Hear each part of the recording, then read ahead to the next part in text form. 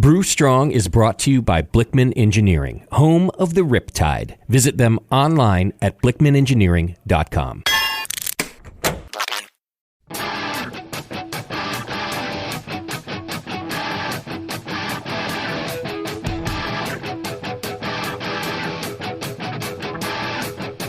Brewers, it's time for the beer radio you've been looking for. This is the show that dispels myths, tackles the toughest topics, and makes no apologies for geeking out on beer. Hosted by two guys that drink before they think, Jamil Zainasheff and John Palmer. This is Brew Strong.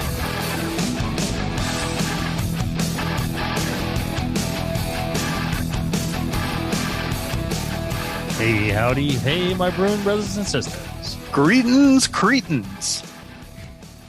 Travis, you're going to need a saying of some kind. Yeah, it's going to suck anyway. Hey, guys.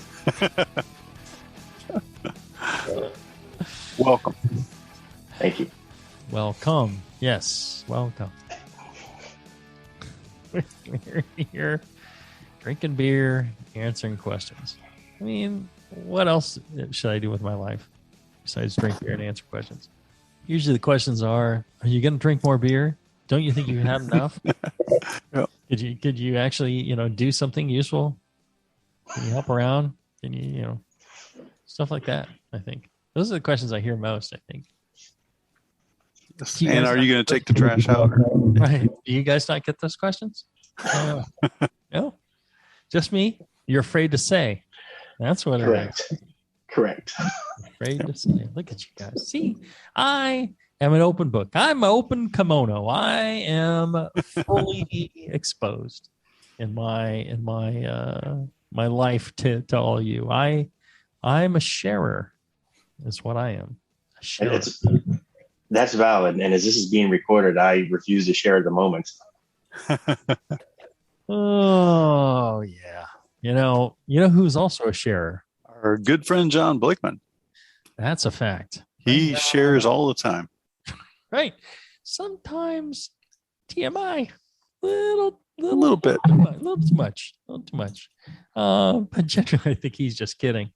But he shares his vast knowledge of engineering to craft some of the best brewing equipment out there. Whether you're looking at something, you're starting out, you don't have a huge budget, got the Anvil series.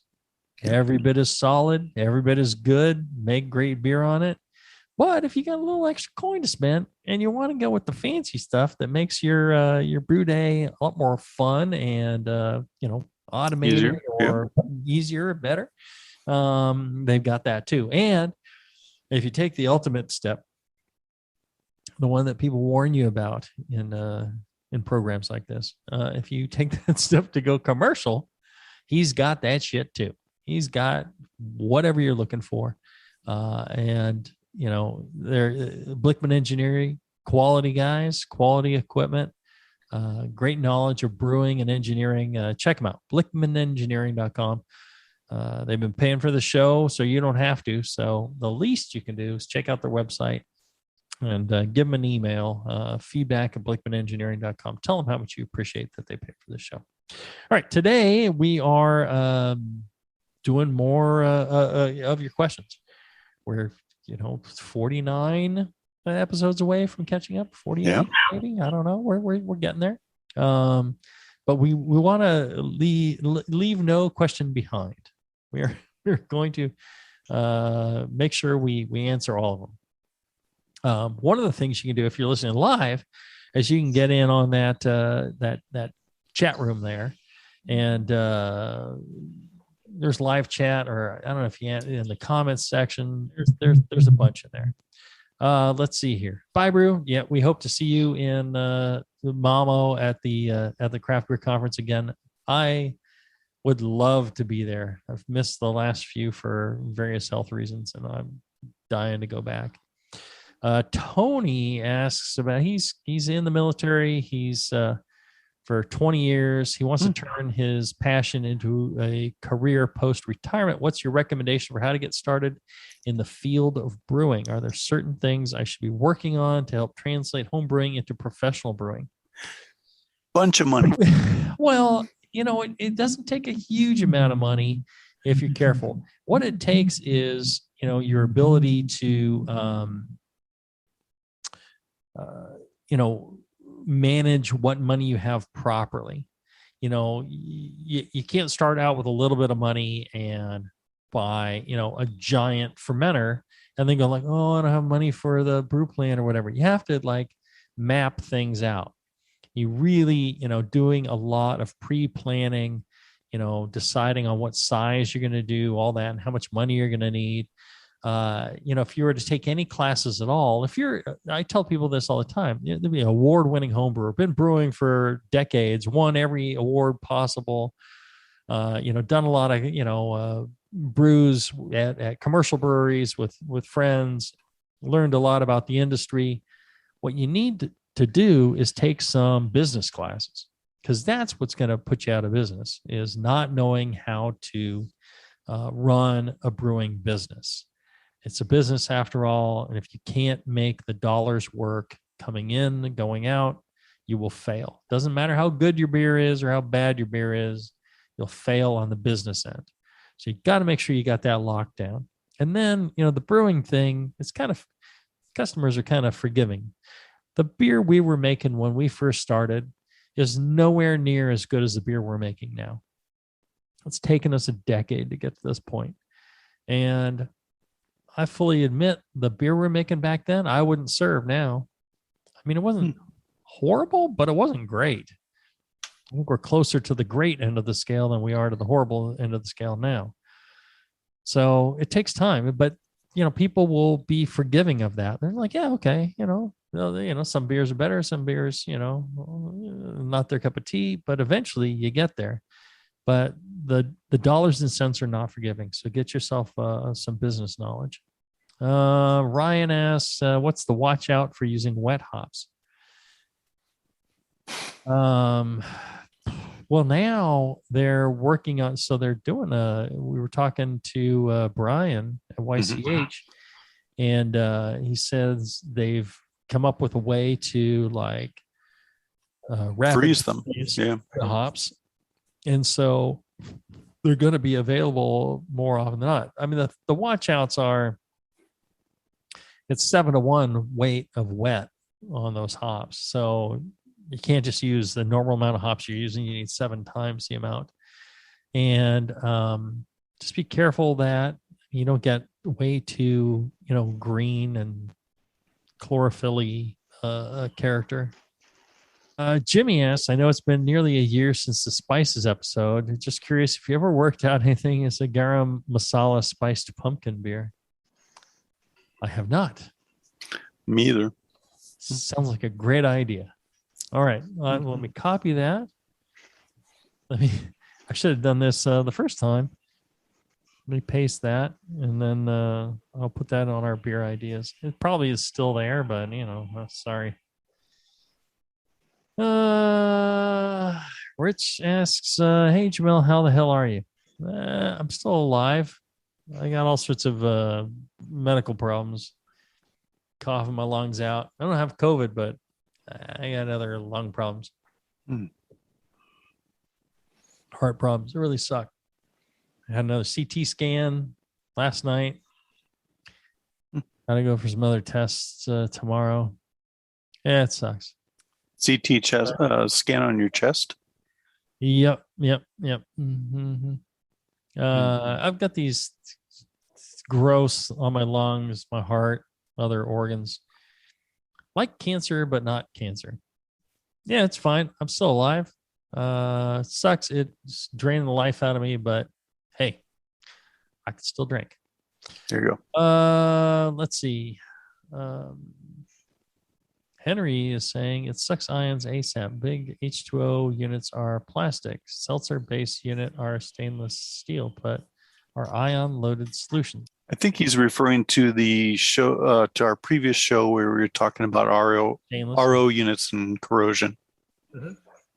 and storing RO water in stainless steel. I think he's agreeing with this that plastic's preferable. Yep. Otherwise, add in some ions to decrease the corrosion potential. Ron's asking if you guys are brewed with spruce tips. Do you have any good recipes for a nice winter ale? I haven't actually brewed with them because we don't have spruce tips readily available here in LA. You don't? Not so much. No. There's not a guy named Spruce that has some tips for you? No. I've had some very nice spruce tip beers over the years. Recently, I think, you go back through the Q&A, I'm pretty sure I went over in a fair detail about spruce tips. I think so. So somebody had a question about, there's various kinds of spruce tips that are out there, depending on the variety of tree. And, there's more, East Coast, there's not a whole lot in the area that John's in. Yeah. But Alaska's better for them. It depends on how fresh they are. And, you want the younger buds and the tips. And the volume used, it's a lot like hops, but you want the old woody stuff. You want to go with the fresh fluorescent green. There you go. William's asking, are you guys coming to HomebrewCon in Pittsburgh? I have no idea. When is HomebrewCon in Pittsburgh? Must be next year, 2022. Is it the BA's HomebrewCon, the HA HomebrewCon? Is that what probably? Yeah, I didn't know it was in Pittsburgh. I'd love to go. Mm-hmm. What I need is somebody to reach out to me and set up. One, it's got to be kind of post-pandemic. I'm a weak, delicate flower, and I need to be careful. Two, I need somebody to pony up some bucks to help me go out to Pittsburgh. But I think if you get me like a free conference pass, I'll speak. Get a free conference pass for that, right? Yep, that's right. And somebody buys me well, it's not Philly, so do they have cheesesteaks in Pittsburgh? I don't know. Yeah. They have. You got a different kind of sandwich in Pittsburgh? Mm-hmm. Our good friends, the Hudacheks, drove to the Philly HomebrewCon. I bet they'll probably drive to the Pittsburgh HomebrewCon as well. So you're saying I shouldn't go? You should. You should fly into Detroit, have them pick you up at the airport, and then drive you the rest of the way. I'll be deaf by the time I reach there. Have you listened to them speak for more than an hour? What? I tune them out. I don't know, just the first couple minutes, but. If I brought noise canceling headphones, do you think they'd be offended? No, not at all. They would assume you're listening to their music. I love me some Hudacheks. I haven't had a chance to see them in a long time. Ron asks, how's Justin's new life in witness protection? Yeah, I don't know. I haven't seen him, so I'm sure it's fine. Ron says the Pope has no secrets. That is true. Another request for Williams says I'll pay $50 for the updated, expanded, unabridged version brewing classic styles. John Blickman has been begging for this. Okay. Yeah, I just need time to make it happen. I'm going to make all the shit we weren't allowed to put in the first one. We're going to put in the second one. Right. Jimmy says, I plan to make a rice beer with that forbidden rice. Oh, no, Thai forbidden rice. Would it be beneficial to grind up the rice before I cook it or smash it after I cook it? And can it be overcooked when the purpose is a beer adjunct? Well, overcooking might lose you some of the aromatics from the rice if you're intending to get that into the beer. That's one of the values of the forbidden rice. Yeah. Yeah. You could grind it up to make it easier to mash. more accessible. Is it just going to cook and then convert because of the enzymes in your mash from your base malt? Yeah, and it comes down to the same reason we crush our base malts. You get faster access of the enzymes to the interior of the starch. Mm-hmm. So, and that's why we flake other grains like flaked wheat and flaked rice to get better access of the enzymes to the starches. So, yeah, it probably would be a good idea to crush or grind up the rice before cooking it. It would convert faster in the mash. Right. But it's going to be really gummy. Lots of rice hulls. Jack says they have fried bologna sandwiches in Pittsburgh. That's a draw. Does not sound bad. I have to admit, that could be quite delicious, Jack. And William says, so we'll see you in Pittsburgh next year.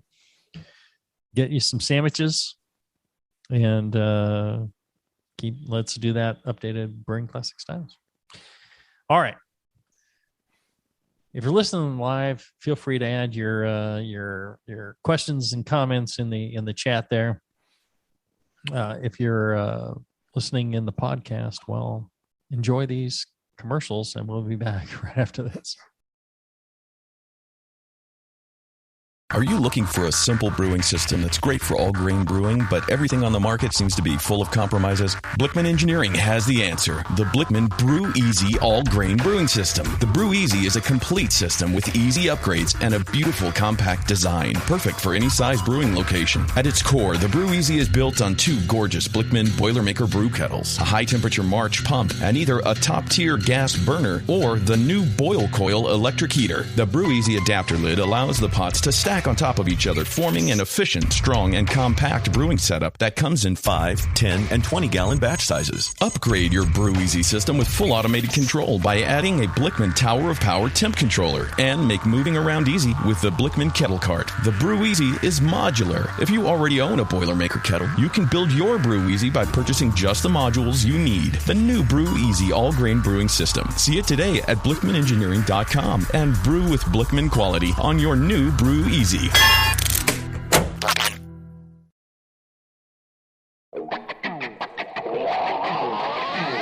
Back to the beer guys that make other beer guys look like wine guys. Brew Strong. All right, we're back. We're answering your questions live, and also if you email them into Brewing Network. Brewstrong at thebrewingnetwork.com. Brewstrong at thebrewingnetwork.com. See, I think I'm losing my mind here. It's getting to be a bit of a problem. You had John Blickman on your mind, that's all. So I was telling my wife, I went to the grocery store. I'm like, pick up a few items, and I need to get some cash from the ATM. So I go in, and then I'm like, they didn't have some of the items I was looking for. I'll go to another store. So I go to another store, and I'm just like, I'm going to look for those items. While I'm here, I should get some cash from the ATM. Well, I got cash at both places, about 10, 15 minutes apart, and didn't realize that I had already got cash again. There you go. I don't know. It's kind of... that could happen to me. Right. I know. I'm just losing. The short-term memory is going into the crapper here. The question is, did you tell Liz how much cash you had?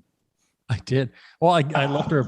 I'm like, here's $300. She goes, well, why? I'm like, I'd like to say that I was very thoughtful, and felt like for your trip you probably needed some more cash, so I got it for you.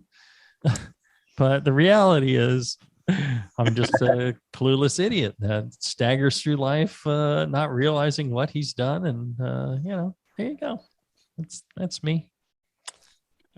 Yep. And so she just kind of looked at me, nodded. Smiled. Yeah. My dumb husband. Yeah. She loves you like we do. I see you guys nodding at me like she nods at me a lot of times. I say something and you guys like, sure. Yeah. I think people are afraid to counter me on stuff. They just humor me. It's like, this is why you guys are my dearest friends, is you humor me. Right. Oh, Ben has a question about a beer gun. He says, I bottle from a keg using the beer gun. Once I bottle and cap the beer filled from the keg, does the bottled beer need to be refrigerated because the beer has already been cold, or can it go back to room temperature for storage? It should always be stored cold. I don't know about this whole, in and out, I think people become, used to seeing beer out warm in grocery stores and warehouses and all that stuff. It shouldn't be. It's food. Would you leave your food out in room temperature just because it won't get bacteria, or it won't, kill you once it goes bad? It's still going bad a lot of times. If you store it cold, it'll last for a long, long time. Your refrigeration is key. The reason they do it is because, beer's been pasteurized for, big beer's been pasteurized for forever, and you can just leave it out warm. Tastes like crap in 6 months, but who cares? Just leave it out warm. Who wants to pay for refrigeration? If you spend all the money brewing this beer, buying the top quality ingredients, making sure that everything's perfect, put all your time into this, you put in more time and money than it costs to just go buy good beer, you should refrigerate that thing. You should keep it in the best of conditions, and then you can enjoy it for a long time. I understand not everybody has lots of refrigeration, but feel free to get rid of your spouse's car and put in a couple extra fridges. Do what Travis does. Don't allow anyone to park in the garage. Right. He's got his giant ice machine there. He's got, he's got the cutout of the guy holding paint cans. Bobby Aber. Right. That's right. It's former Saints great quarterback. It does, he doesn't look recognizable without the helmet and the jersey. Oh, I could have sworn that was Vinny back there holding two paint cans. It does kind of look like Vinny. Those could be cans of, I'm going to say, Blind Pig and Pliny. All right, let's call it Vinny and CV agree. Vinny would crack up at that. He would think that's hilarious. I love Vinny. He's a good guy. Let's see here. Ron wants to know, what is your go-to beer nowadays? Nowadays. John, your go-to beer now? My go-to beer, Alasta Brewing Helmet Hellas lately. But also Pizza Port's Chronic Ale, which is very nice. Travis? Sorry to hear they have a sick ale. Sorry, you asked me. Other than homebrew, stuff I send you, like things that feature Sabro. But the most unique thing right now is that triple hop Duvel. It's an incredibly well-made beer, and it just blows my mind. You sent me that, and I've been waiting to crack it open in the right circumstances. I almost brought it today, but Okay, John, what's your address? I'll send you one. Don't send them one. People send too much stuff already. I'll send it. My go-to is actually Heretic's Cali IPA. Good West Coast, traditional, No Sabro. No Sabro. It's just a great West Coast IPA. Nice. Let's see. Jack has a question about Amnesia Juice at Heretic. Is it going to be available for a while? Going to be a seasonal? It's a seasonal. We release it every fall. So there's 4th of Juicy, which is for 4th of July. That's like 14% hazy. And then there's Amnesia Juice, which is 16%, which comes out, late August, early September. August. Comes out in August. Available for a month or two until we run through what we have. We make limited amounts. That's an easy drinking 16.5%, I'm going to tell you. That is, did I send you some, John? No, I don't think so. You just can't remember. That's the issue.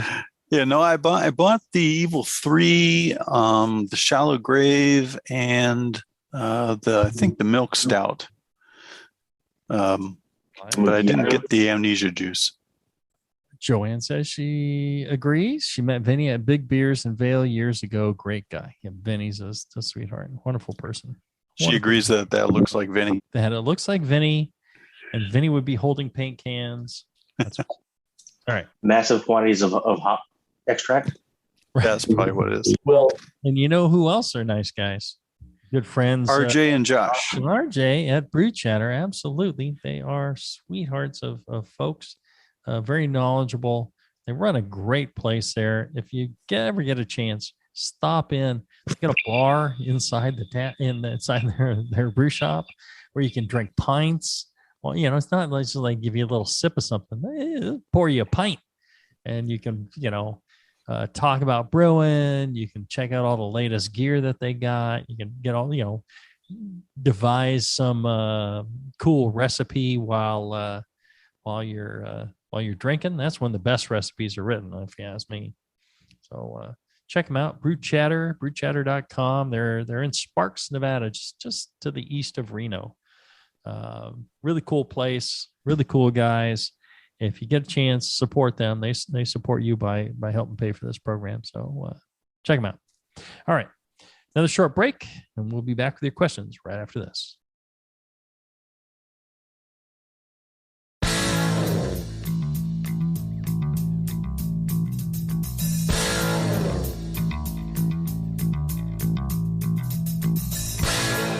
Learning to brew has never been so disgusting. This is Brew Strong.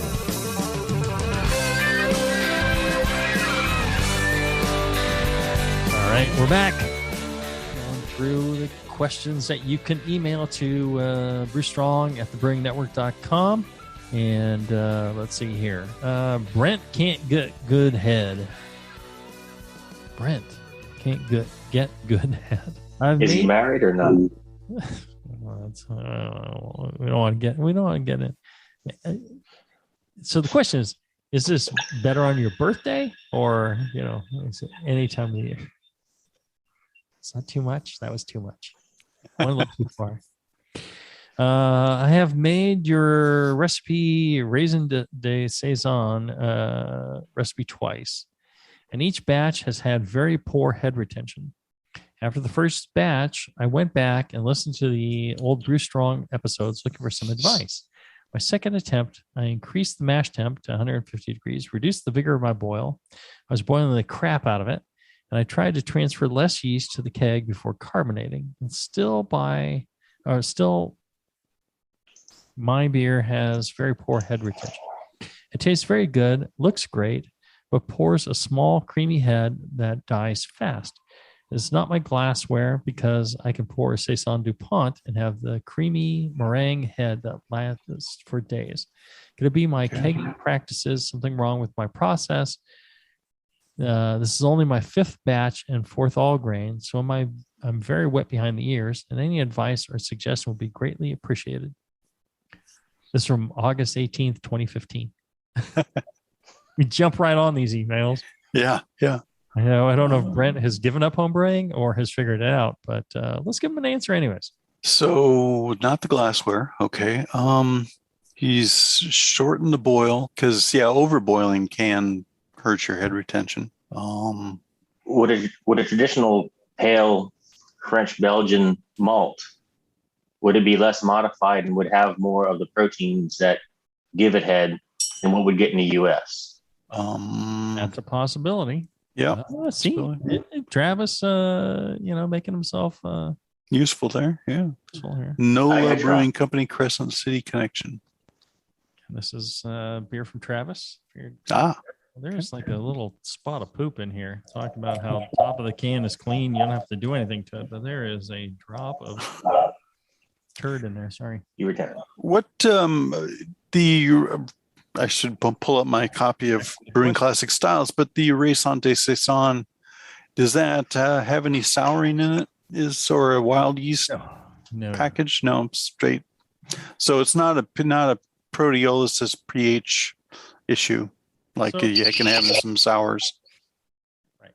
I think the answer is this.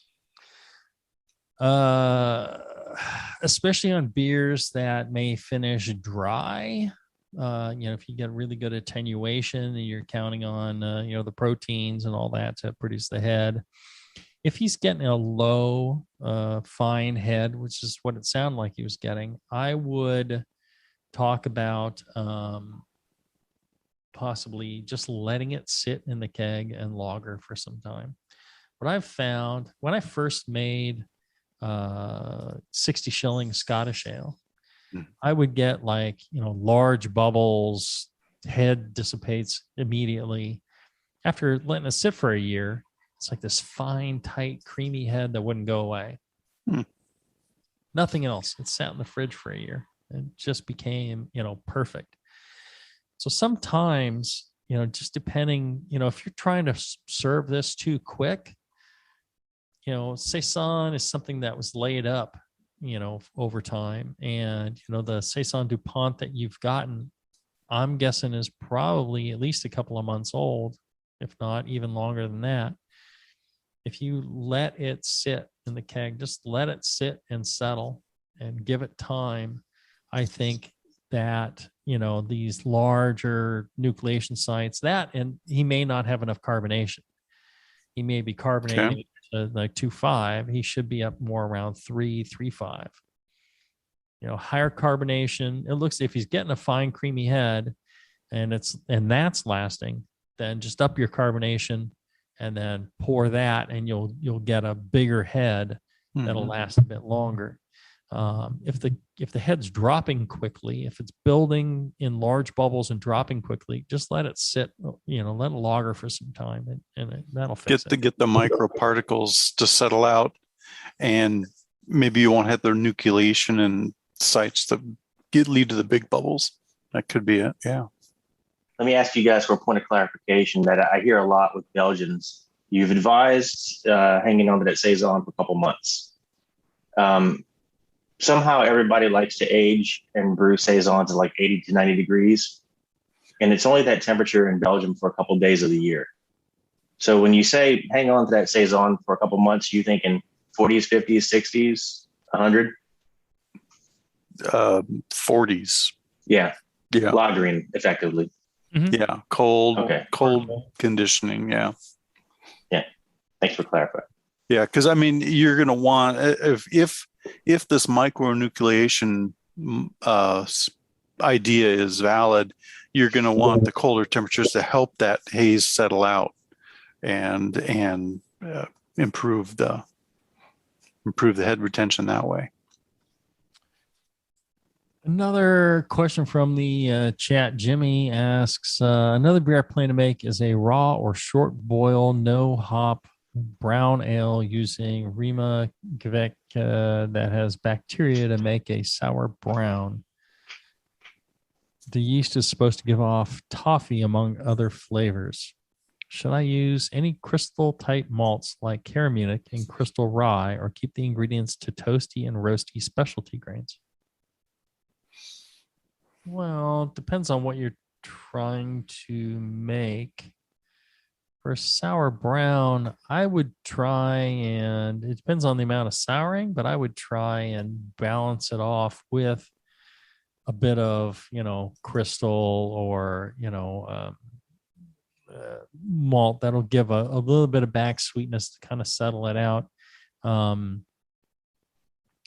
would avoid a lot of roasty because the acidity of the roast, the acrid nature of some of the roast can really be kind of brutal when you're talking about, the flavors in a sour. So it's very hard to make dark sour that has a great balance to it. Mm-hmm. And, people may be like, oh no, I want my sour really sour. I keep hearing that, oh, it's an American sour. Take the enamel off your teeth. It's like, no, that's disgusting. A lot of the classic sour brewers, they all look for a little bit of balance to them. So Yeah. I think, going with a little bit of that crystal malt may not be a bad idea. Yeah. I would add some, no more than half a pound per 5 gallons. Probably even a quarter pound. Javier asked in the chat, pre-isomerized hops. Thoughts, comments, concerns? Can I add a note on his question? Yep. He didn't throw it in there, but Javier does meads. Oh, he does meads. Yes. Okay. So hops for meads? Is that what we're talking about? Could be. Yeah, I know people are making hopped meads. I think pre-isomerized hop extracts are valid. I mean, when you're going to boil it yourself, that's fine. It's just another tool in the arsenal, right? Mm-hmm. Depends on. I think I would have a problem. So all the modern hop products that are out there, the oils, the pre-isomerized hop extracts, all this stuff, they're fine. I would have a problem if you made a beer that was strictly using pre-isomerized. So you took wort, fermented out, then you poured in this hop extract and that hop oil, and you kind of were chemically making a beer. You're using it in order to avoid too much green matter in your boil because you're trying to go with an intense bitterness and all this stuff. If you're using it as a tool towards making a great beer in a traditional beer making way, I think it's perfect. I think great. Use it all you want. But I think if you're just using it to shortcut and cheapen the process, then I have a problem with that. And I think that's the way a lot of people feel.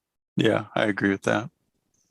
Well, I don't make much meat. I don't know how much meat you guys make, but they don't do 60-minute boil, et cetera, right? Right. No. Yeah, I think, in meat, it'd be great.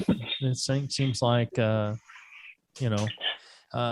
think you get a slightly different character than you do if you're boiling hops.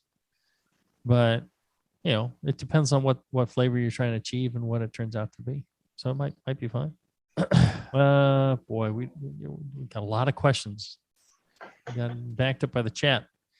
Let's see. Limaj asks, hi guys, I have read from Vinny Chilurzo that he likes to dry hop twice. I believe Firestone Walker and some other breweries do this as well. My question is this worth doing at the homebrew scale? I rack to a corny keg and dry hop in weighted down hop bags suspended with dental floss.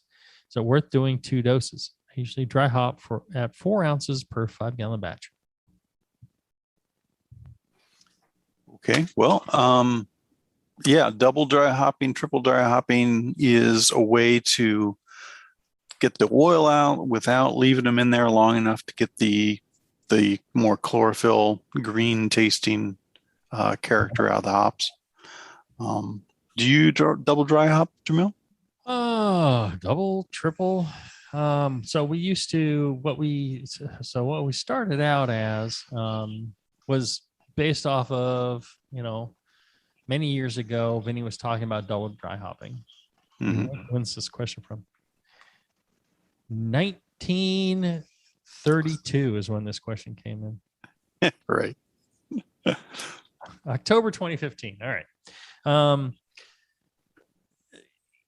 And back then, he was talking about dry hopping multiple times, and so dry hopping for a few days, dumping those dry hops, dry hopping for a few more days, because dry hopping was a week, right? Yeah. A week, 2 weeks. Right. Let's break that up into, half of it or, the same amount, and we'll do it twice, and we'll do it for 3 days, and then we'll do it for 3 days. And so that's what we started out doing. And I was traveling, doing appearances, and I came back and I tasted the beer, one of the beers. I'm like, this is different. And they're like, what did you guys do? And you're like, exactly the same. You're dreaming. I'm like, no, you changed something.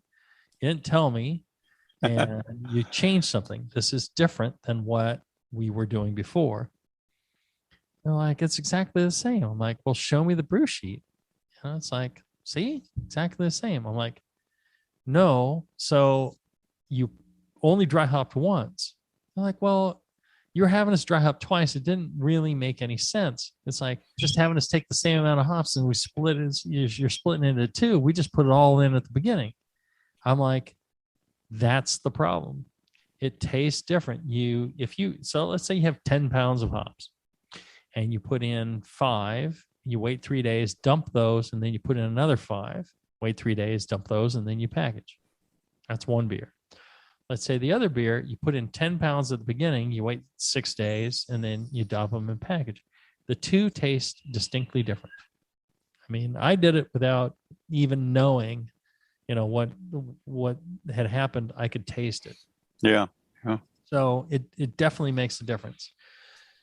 Fast forward to today, where instead of doing that, so we started doing that. Then we went to 24 hours, and we would hop 24 hours, dump it, hop 24 hours, dump it, and then package, because based on Shellhammer and some of the other studies that have been done. Then we went to like 12 hours. And I think we went to like 3 times. And then we've gone to recirculation for 3 hours, let it settle, drop it, package. So how much you dry hop, how you dry hop, the time you dry hop, all makes a difference. It's not all equivalent. Even if the numbers are the same, the beer turns out completely different. So how are you dry hopping those beers that you sent me, Travis, your smash beers that I like so much? I do a 2-day and a 1-day, and then I do about a 48-hour chill and transfer off. And I do use canisters, and in a 5-gallon batch, I think it's 8 ounces of hops split up. It was easier when I was doing 10-gallon batches because it was a whole pound in your dry hop. Split up again, same way. So it's 2 days. I don't take it out. Add the other one. So I got a 3-day plus a 1-day effectively. Mm-hmm. And you're right, man. If the hop's going to give you the charge, you're going to get it. You don't need a week to find out. Right. Yeah, it's interesting. 3-hour recycle thing. It's surprising how distinct it is. Sean asks, hi guys, does water high in calcium affect attenuation? My water profile looks like this: 95 parts per million calcium, 29 parts per million magnesium, 32 parts per million sulfate, 65 parts per million chloride. For my IPAs and pale ales, I like to get the sulfate up, but I'm afraid that adding gypsum will bring my calcium too high and encourage the yeast to flock out earlier than I'd want it to for a very nice dry beer. Does high calcium press the issue of flocculation, or just help it happen once the yeast would have decided to flock out? Hopes this makes sense. Yeah, so you could add all the calcium you want, and that does not cause the yeast to flocculate early. It is an aid in the yeast flocculating. So add all the gypsum you want. That won't do it. Yeah. Justin writes, love you guys in the show. Longtime listener here. Quick question. I just read your article in BYO magazine on hazelnut flavor. I guess this is my article. Can you recommend any specific product suppliers for hazelnut extract and or powder? I'm working on a hazelnut barrel-aged stout, and I want to nail the hazelnut flavor. Looking to get a pretty hazelnut forward taste. Hoping to avoid the artificial flavor taste you get from many extracts. Any advice on quantity to use would be greatly appreciated as well. Keep up the great work. Thanks in advance, Justin in Oswego, Illinois. So we use extract from Man on the East Coast. It's the one extract that tastes like hazelnut. They like steam process hazelnuts and drive the oil out that way. And it's super expensive. The folks are difficult to work with. You have to buy in like 15 gallons at a time, which is like thousands of dollars. Wow. Luckily, a lot of the homebrew shops, that's what they actually carry. So what's the big homebrew supply wholesaler? LD Carlson? Or if it's FH Steinbart's, or Steinbart's or whoever. Either well, Steinbart's West Coast, Carlson's East Coast. It's West Coast, Steinbart's, I think. They actually repackage that into small containers for homebrew shops and sell it to homebrew shops. Mm-hmm. So I think that's the key. You need to trace it back to demands. And what I should do is set up a little pump on one of our drums here, and you come in, you pass me like a 20, and you can take a few strokes off the pump, into your container. It is really good. It is hazelnut.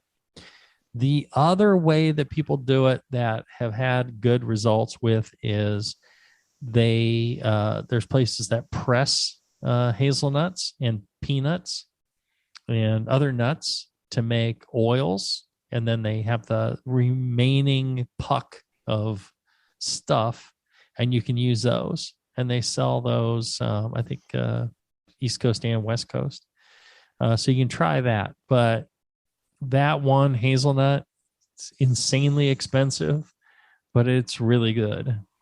So there you go. As far as quantity to use, you have to, it depends on the beer. It depends on so many things. You have to just do, some taste testing and see where you're at. I could give you a number, but it's going to vary beer to beer. Once, you got to dial it in depending on what you're looking for. Might be a part 2 on that. Your CHP, how can I say this nicely? It has great head. So your hazelnut extract is not killing the head, which you're using.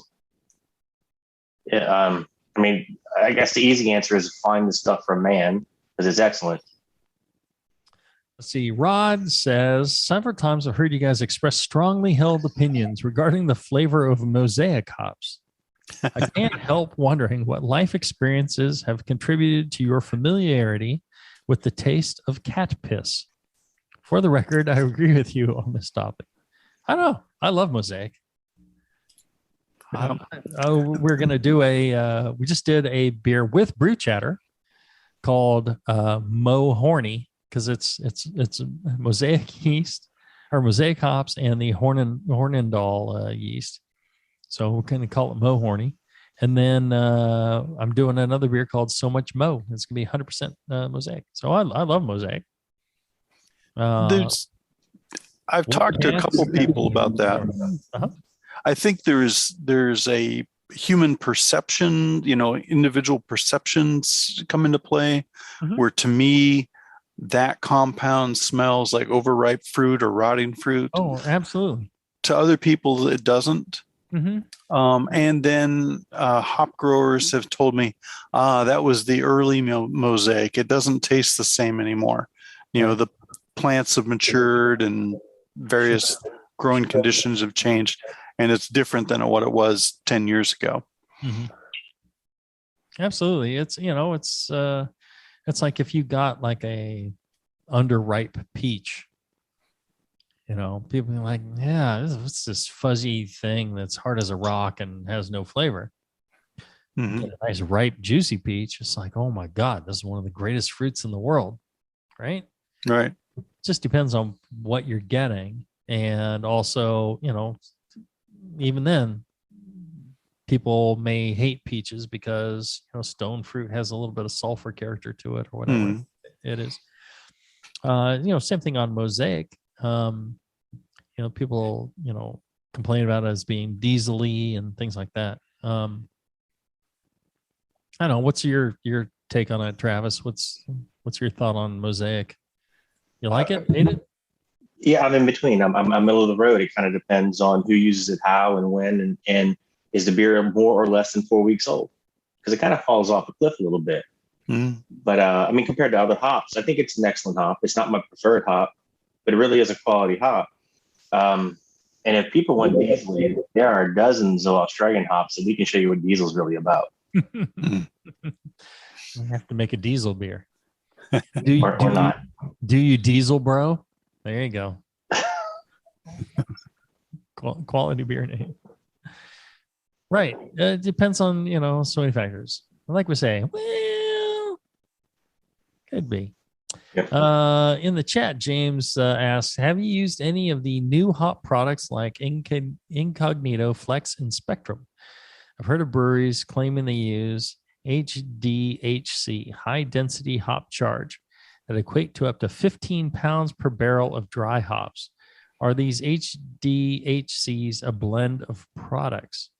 Ooh, interesting questions here. We just did a beer with Hopsteiner and Alibi Brewing at Heretic. That was all new products, Incognito, Flex, Spectra, all that stuff, all the newest trendy things. It turned out good. We really like it.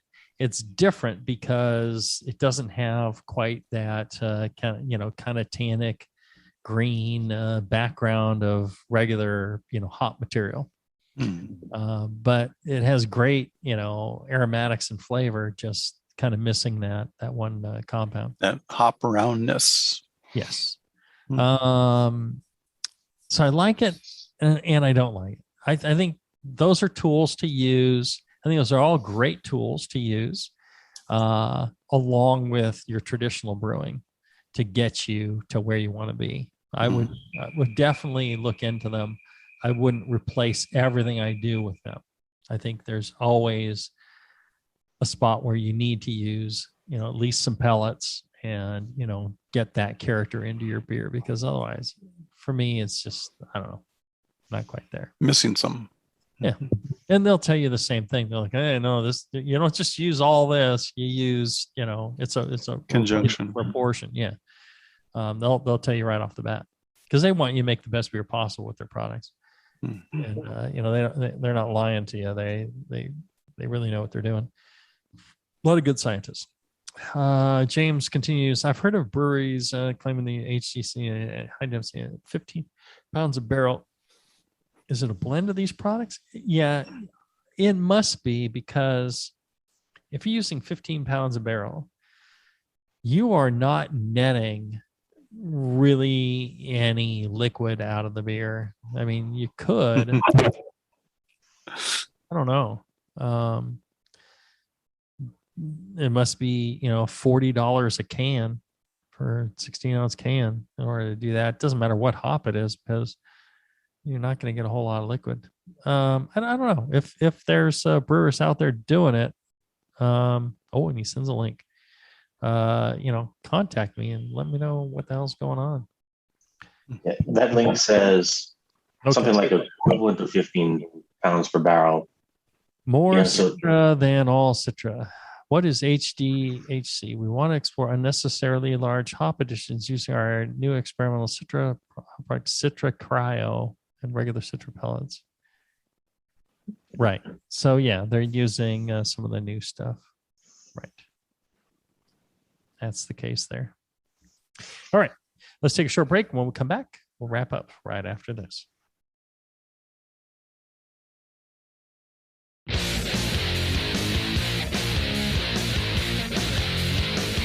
Back to the two guys that know how to turn beer into beer. This is Brew Strong. All right, we're back. Having a good time with good friends John Rock Candy Palmer, and Travis TC something TC Tomble. It's not as good as Rock Candy. No claim at that. No, Rock Candy's a bomb. We're gonna have to come up with something new for you, Travis. John, if you get something approaching Rock Candy, I'm all about that. Okay. It's like Rock Candy, baby. Hard, sweet, and sticky. We will work on this. Sugar Daddy. Yeah. Tim writes, thanks where thanks are due. Yeah, I like to wrap up on a positive note here. Jamil and John, just want to say thank you for all your advice and knowledge that you have passed on through Brew Strong and the rest of the BN. Ever since I started homebrewing, I've wanted to work in a brewery and become a brewer. I heard of the Brewing Network 6 months into homebrewing and has really fast-tracked my brewing and fueled my passion to brew. This year, I finally followed your advice to get some schooling in order to apply to brewing positions. Halfway through the online Siebel course, concise course, an entry-level position at a local brewery opened up and fell into my lap. I was the only applicant who had any brewing education, let alone being a home brewer and newly certified BJCP judge. Nice. And I was a shoe-in for the position. I finally get to quit my day job, sitting at a desk, and start my dream career on August 11th. Not a brewer yet, but I've broke into the industry, and I couldn't be more excited to put in the time and effort and move up the ranks. Thank you and the rest of the Brewing Network so much. Brew Strong, Tim K. Nice. This was August 6th of 2015. So well into that career now. Right. So Tim's probably at this point disillusioned, hates it, wishes he never wasted his life. Shouldn't you guys be getting mailbox money from that? I mean, he's been brewing for 6 years now. Thanks to you guys. Where's the checks? That's what I'm saying. Where's the checks? Where's the checks, dude? No, it's good. It's great to see that, the stuff we've been doing over the years has helped people. I don't know that what we do is all perfect, but it's all, comes from the heart and comes from the information that we know, and we update it as needed, and hopefully it's useful to people. I think it is. I think we all know brewing, and we're not hiding any secrets. People like to hide secrets. It's like, oh Jesus, what's the matter with you? Just tell people what they need to know. So yeah, that's the beauty of beer. We talk about it, we share it because we love the beer. As a homebrewer, you guys are the single biggest impact, which is really like the multiple biggest impact on me as a brewer. From starting off and starting to listen to you guys, I don't know how long ago, and having, something's going wrong, but I remember that show. I can handle this. That's all been y'all's shows. It's been excellent. Good. Well, it's been a joy, but it has to come to an end. Yeah. So many minutes somebody can fit on a CD or a tape in their car, I'm told. And so I'm supposed to keep these shows to an hour because of that. I don't know. Rip out that old stereo, put in something that has like a USB drive, and get yourself a stick with several gigs on it. You get like 128 gig flash drive. You could probably put every show we've ever done on that one drive, and then listen to that until you die. I'm just saying. There's a lot of over and over. Strong shows. There's Can You Brew It shows. There's the Jamel show. There's Sour Hour. There's the Dr. Homebrew. There's all that stuff. Are there audio versions of your books? Somebody asked me to do that. I'm like, it would be great to hear it in your voice. No, I ain't gonna have audio books. I mean, John's book would have to be in John's voice, though. It's the only way I would buy it. I could read the yeast book, but it's just like, oh my God, I wrote that shit. I would be so bored reading it. Oh well, it's tempting. It's tempting. What's the money involved? Yeah, that would be bucks. I'll pay my $3 to Amazon so you guys get 50 cents.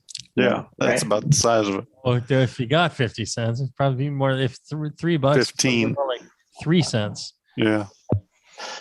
There you go. All right. Well, thank you guys. Thanks to listeners, and especially thanks to the sponsors who are making this happen. Dude.